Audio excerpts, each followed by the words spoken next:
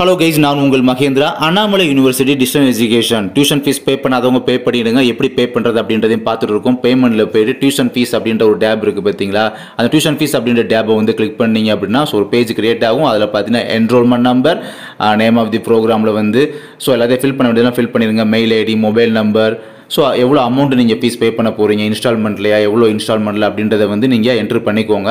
அதுக்கப்புறம் last date பார்த்தீங்கன்னா 31 August வரை தான் பார்த்தீங்கன்னா டைம் அப்படின்றது இருக்குது ஃபஸ்ட் இன்ஸ்டால்மெண்ட்டுக்கு.